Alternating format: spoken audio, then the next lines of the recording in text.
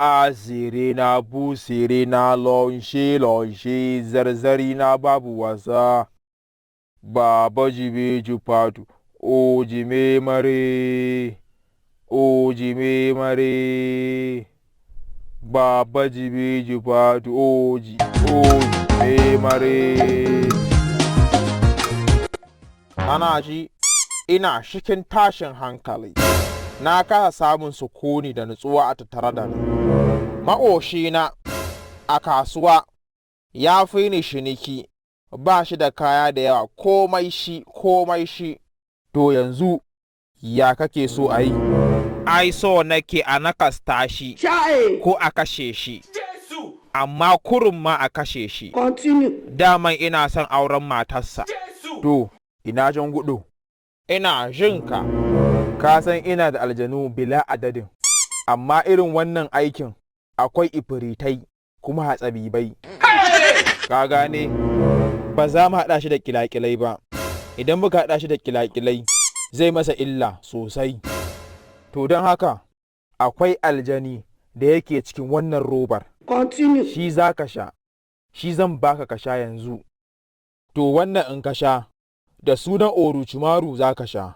Waye shi wannan? Ka sha mana, ba sai na kira sunan shi ba. Ajilu ne a ciki, ka sha da sunansa. Wa orucimaru, Orochimaru, Orochimaru, Orochimaru, Orochimaru.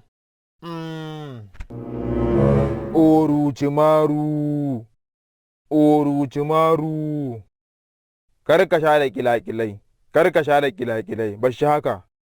Orochimaru. Ai an gama. Ya kaji cikinka? Ai ka sha ajilu ka gama.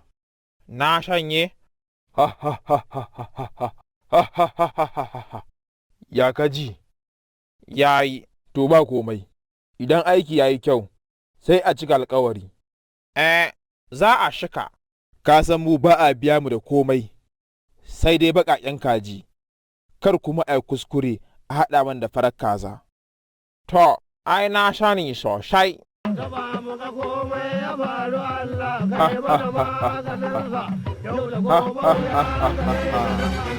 Ka zo kenan, aiki yayi daidai.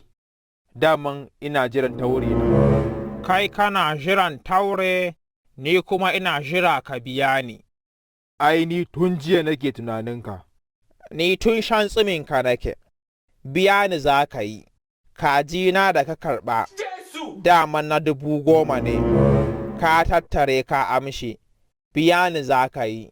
Kai, kar ka yi min hauka fa a nan. Ni ma kar ka yi min. Orochimaru, Orochimaru, Orochimaru. Da rarrafe. Ka kira gudu, ka rasa wanda za ka damfara sai ni. Na zo wajenka ya kai sau 8 baka nan. Ai tun da Allah ya haɗa ni da kai, to yau ya ara min rana. A radon Allah sai na shi ubanka yau ɗin nan, sai na shi mutuncinka. Ɗan iskan banza la'alan nan Allah, sai na shi ubanka yau ɗin nan. Daga shegen aljanin da ya tsaya maka. Ƙarya banza ƙarya hofi.